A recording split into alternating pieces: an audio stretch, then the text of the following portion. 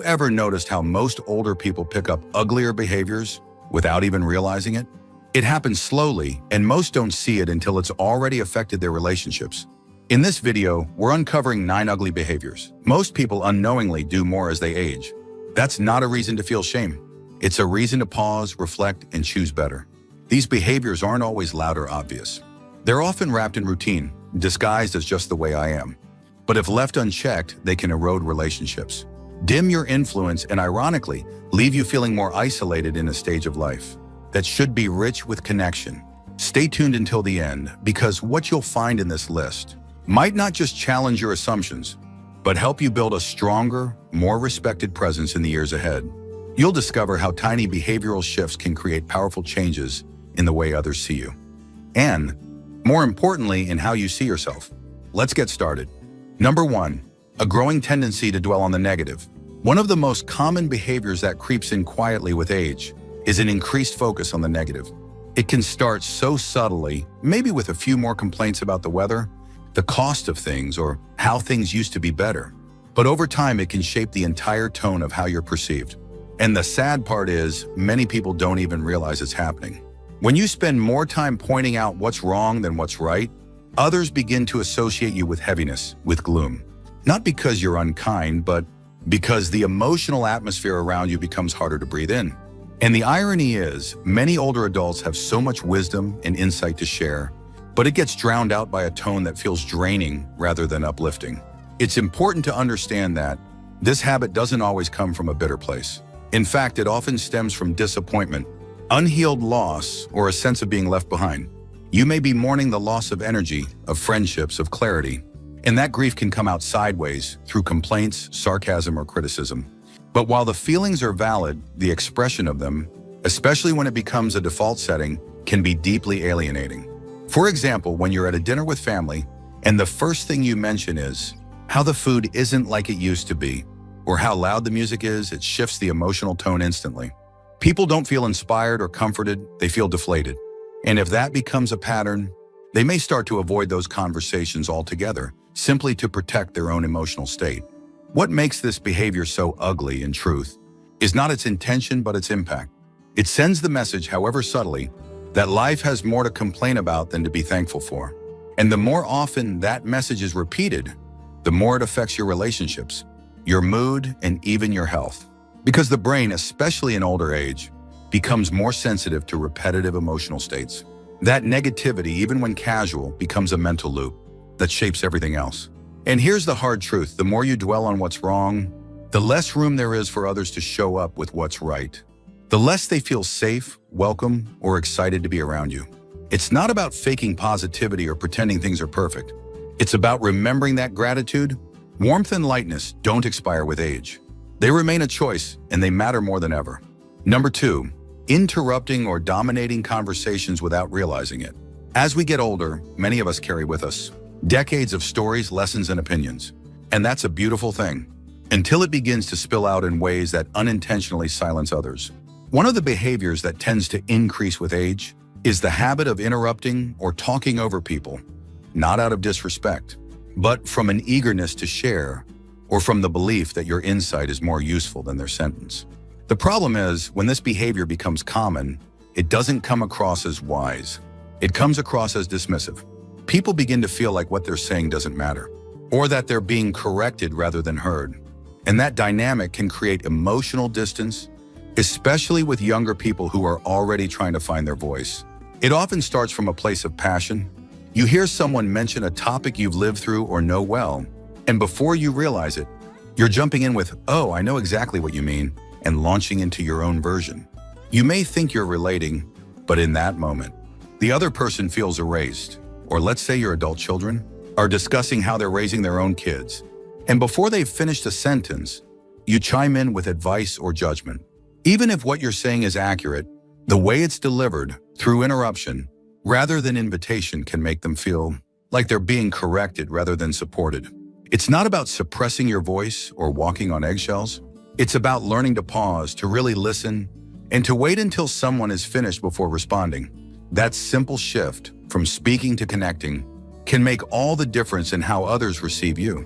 There's a quiet kind of power in letting others speak first. It signals respect. It shows maturity that doesn't need to prove itself. And ironically, it often leads to others asking for your thoughts, rather than bracing against them. And remember, conversations aren't competitions. They're invitations to see one another, to understand one another. When you give someone the full space to finish their thoughts, you give them a gift far more meaningful than any advice you could offer. If you're still watching this video and finding these insights valuable, please comment number 2 below to let me know you're here. And if you haven't subscribed yet, I recommend you subscribe and turn on the bell so you don't miss any videos.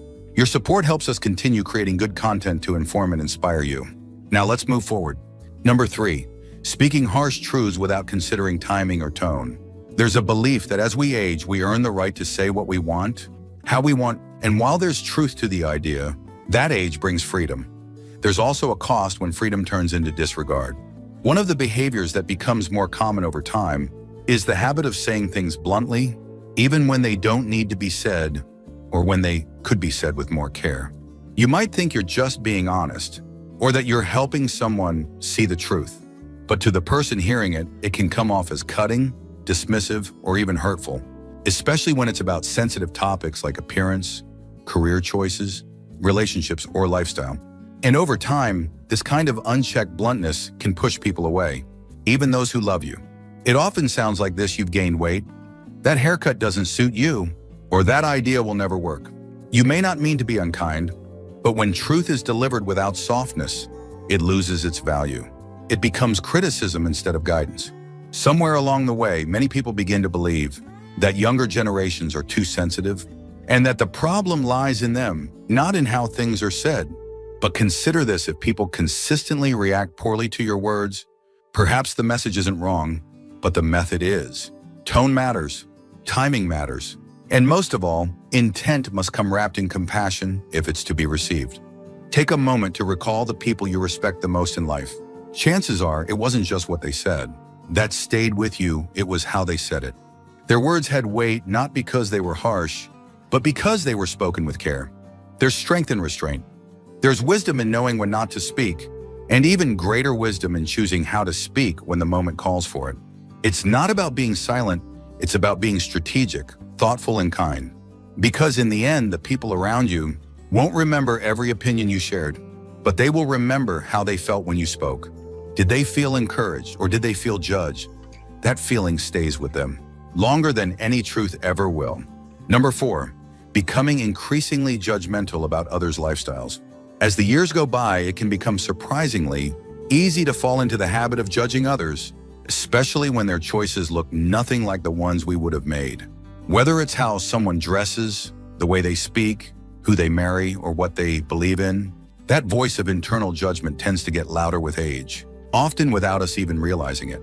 This behavior usually doesn't begin with bad intentions. Often it's rooted in a desire to protect values we've lived by for decades, values that helped us survive tough times, raise families, and build lives we're proud of. But the world changes, and when we treat every new idea or unfamiliar behavior as wrong, rather than simply different, we risk becoming emotionally rigid and harder to connect with. You might hear yourself thinking or saying things like, "Back in my day, we would never have done that," or "they don't know what respect means anymore." And while those statements may feel like truth to you, they often signal to others that you're unwilling to adapt, to listen, or to let them grow in their own way. One example: a 65-year-old man named Walter told his daughter, who had just become a vegetarian, "That's ridiculous. You need meat to be healthy." He didn't mean harm, but she felt dismissed, unheard, and frustrated. What could have been a supportive conversation turned into distance, all because his worldview couldn't flex enough to make space for hers. The thing is, people are not problems to solve. They're human beings to understand. And every time we lead with judgment instead of curiosity, we miss the chance to truly see the person in front of us. You don't have to agree with everything, but a gentle curiosity asking, why do they see it this way, instead of rushing to condemn, can transform your relationships. It opens up space for mutual respect and often surprising connection. Judgment shrinks your world. Curiosity expands it. And at this stage of life, the last thing we need is a smaller circle, fewer conversations, or more walls between us and the people we love. If you're still watching this video and finding these insights valuable, please comment number 4 below to let me know you're here. And if you haven't subscribed yet, I recommend you subscribe and turn on the bell so you don't miss any videos. Your support helps us continue creating good content to inform and inspire you. Now let's move forward. Number 5, refusing help even when you need it. One of the most stubborn behaviors that creeps in with age, almost without warning, is the refusal to accept help. It's subtle at first. You might brush off someone's offer to carry a heavy bag, fix something around the house, or drive you somewhere. And it sounds noble, independent even. But over time, this resistance can become isolating. You see, we grow up learning that strength means doing everything ourselves. That needing help somehow makes us weaker, less capable, or worse, less respected. But here's the truth: as we get older, real strength starts to look very different. It's not in how much we can lift or how long we can drive. It's in our ability to adapt, to accept love in action, and to let others in. When you consistently push help away, what you're really doing, though you may not mean to, is rejecting connection. You're saying, "I don't want to need you," when the people in your life are saying, "I want to be needed." Whether it's your children, your neighbors, or your friends, the people offering help aren't doing it out of pity. They're doing it out of care. I once knew an 82-year-old named Harold who lived alone after his wife passed. His son would call and offer to come by, run errands, even cook. But Harold kept saying, "No need, I'm fine." Not because he was, but because he didn't want to burden anyone. What he didn't realize was that his son began to feel helpless and unneeded, and that distance grew silently between them. Letting people help you doesn't make you a burden. It makes you human. It gives others the gift of giving. It deepens trust and reminds them and you that you still matter, not just for what you do, but for who you are. The irony is, many older folks love helping others. They light up when they can share wisdom, offer advice, or lend a hand. But they forget that the younger generation feels the same way. When you accept help, you're not taking, you're giving too. You're giving others the chance to love you in a tangible way. So the next time someone says, "Let me help you with that," don't see it as weakness. See it as a moment of connection, a quiet act of love. Because aging well doesn't mean doing everything alone. It means knowing when to lean and letting that leaning bring people closer, not further away. Number 6, talking more than listening in conversations. There's a quiet shift that tends to happen with age, especially when you've lived a full, rich life. You have stories, lessons, and wisdom built up over the decades. So when conversations begin, it's easy to slip into telling mode. Sometimes without even realizing it, you stop listening and start broadcasting. At first, it feels like connection. You're being generous with your experience. But over time, if you're always the one talking, people around you may start to feel invisible, especially younger folks who might already feel hesitant to speak. They begin to feel that your stories leave little room for theirs. And it's not just about age gaps. Even friends, siblings, or longtime partners can feel the imbalance when one person dominates a conversation. Listening is more than being quiet while someone else talks. It's an active choice to make space for someone else's world, even when yours is full.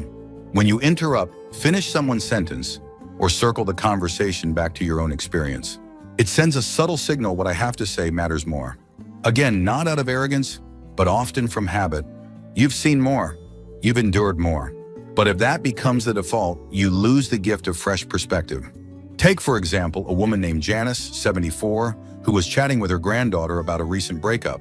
Every time the young woman opened up, Janice responded with her own stories. How dating used to be, what men were like back then, and how she handled heartbreak. It came from love, but it missed the mark. What the granddaughter really needed was presence, not a lecture. Listening is one of the most powerful forms of respect. It tells someone, "You matter enough for me to set myself aside right now." It creates safety, and it's humbling, because it reminds you that no matter how much you've lived, there's always more to learn about others and about yourself. You don't have to stop sharing your stories. They're valuable, they're readable, they're needed. But ask more questions. Pause longer before you respond. Notice if the other person is still with you or quietly slipping away. Because when you truly listen, something beautiful happens. People open up, they relax, they trust you. And in that space, real connection forms. Not just between two voices, but between two hearts. If you're still watching this video and finding these insights valuable, please comment number 6 below to let me know you're here. And if you haven't subscribed yet, I recommend you subscribe and turn on the bell so you don't miss any videos. Your support helps us continue creating good content to inform and inspire you. Now let's move forward. Number 7, making negative generalizations about younger generations. One of the easier traps to fall into with age is forming sweeping opinions about young people these days. It starts with a few observations. Maybe someone doesn't hold the door open, or they're glued to their phone during dinner. Before you know it, you've lumped an entire generation into a single judgment: lazy, disrespectful, selfish. But here's the thing, those generalizations aren't just unfair. They quietly rob you of deeper relationships and fresh perspectives that could genuinely enrich your life. Let's face it, every generation thinks the one coming after it is missing something. And it's not new. Folks in the 1950s thought teenagers were unruly and wild. In the 1980s, elders said, "Kids today don't know how to work." Now we look at today's younger adults and say the same. But every generation grows up in a different world, with different pressures, different tools, different values. They may not write thank you notes like you did, but they might donate to strangers online.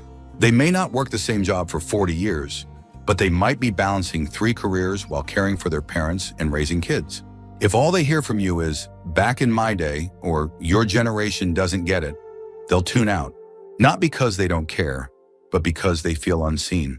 Judged before they've even had a chance to show you who they are. I remember a man named George, 79, who once told me his grandson was soft because he talked about going to therapy. George said, "In my time, we just dealt with things." But over time, George began to realize his grandson's vulnerability was a kind of strength.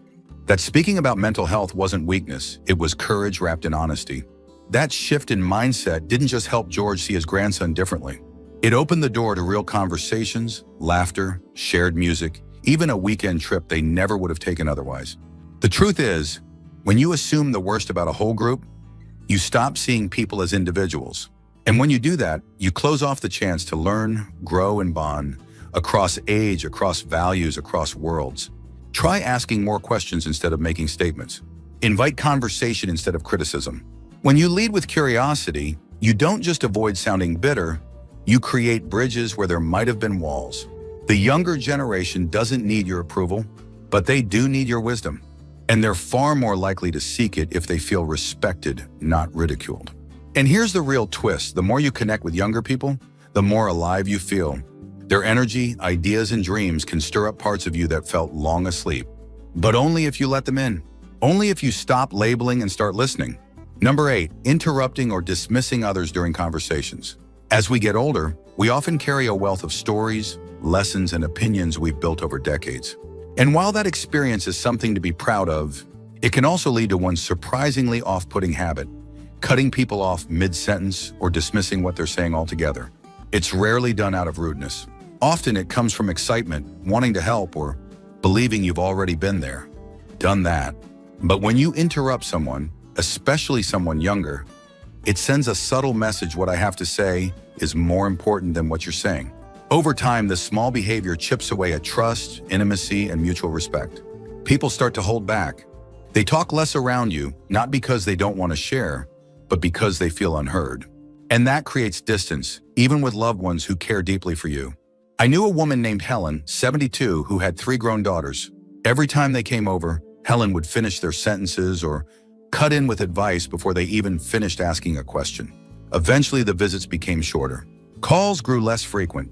One day, her eldest told her gently, "Mom, we love you, but sometimes it feels like there's no space for our voice." That broke Helen's heart, but it also opened her eyes. She started to notice how often she chimed in too quickly. So she tried something different. She paused, she listened, she waited, and slowly the conversations came back to life. Listening isn't just about hearing words, it's about offering presence. It's about giving someone the space to express themselves without fear of being cut off, corrected, or talked over. And here's what's beautiful: when you genuinely listen, you often hear things you would have missed. A quiet pain someone's carrying, a small joy they hadn't shared before, a dream they're scared to say out loud. By listening fully, you say to that person, "You matter. Your thoughts matter. I want to know who you are right now, not just who you used to be or who I think you should be." Especially after 70, people don't always expect us to listen. But when we do, when we offer our attention instead of our opinion, it surprises them, and it draws them in. That kind of attention is rare these days. In a world that moves fast and talks loud, giving someone the gift of being fully heard is one of the most powerful, healing things we can offer. It doesn't cost anything. but it creates connection, trust, and closeness that money can't buy. Number 9, assuming you already know everything. There's something that quietly creeps in with age, and it's this feeling, often unspoken, that we've already seen it all, heard it all, and learned what we needed to know. And while experience is invaluable, this belief can slowly turn into one of the most unattractive behaviors we carry without realizing it. Acting like we already have all the answers. It shows up in small ways. Dismissing new ideas because they don't fit what we learned decades ago. Rolling our eyes at different lifestyles or modern technology. Refusing to ask questions or seek help because it might make us look unsure. But here's the truth, the moment we stop being curious is the moment we start aging faster on the inside than we do on the outside. Curiosity keeps us youthful. It's not about pretending to be someone we're not.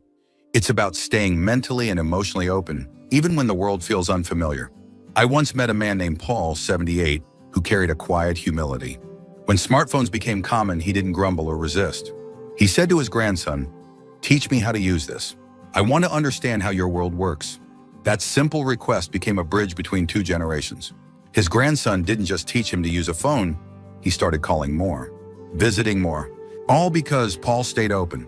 Now contrast that with someone who constantly says, "That's stupid," or "back in my day."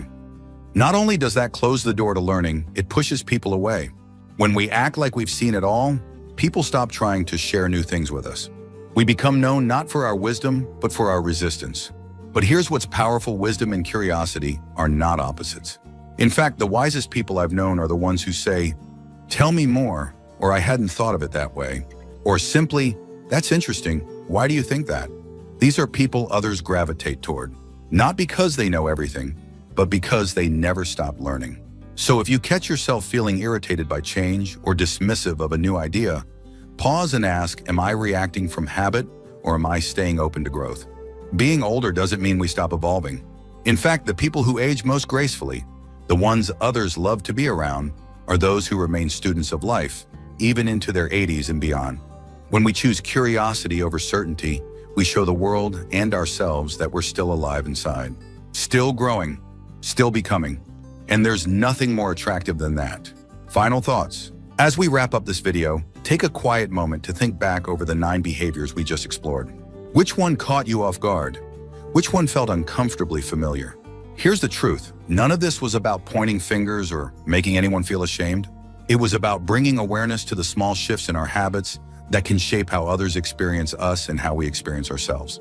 The beauty of being in our 60s, 70s, or 80s is that we've earned the right to grow on our own terms. That means we can unlearn just as much as we've learned. We can pause, reflect, and choose to carry forward only what makes us kinder, more open, and more at peace. Maybe you recognize something in yourself today. Maybe you saw a habit you're ready to release, or a new way of showing up you want to practice. If even one part of this video helped you feel more aware, more encouraged, or more empowered, then it was worth it. You're not alone in this journey. We're walking it together. Thank you for joining us today. We'd love to hear from you. Leave a comment below and share one thing you learned today and how you plan to use it in your life. Your thoughts are important to us, so don't hesitate to share them. Reading your comments gives us great motivation and encouragement. If you enjoyed this video and found it helpful, please like, subscribe, and share. Your support helps us continue creating good content to inform and inspire you. Thanks for watching, and we look forward to seeing you in the next video.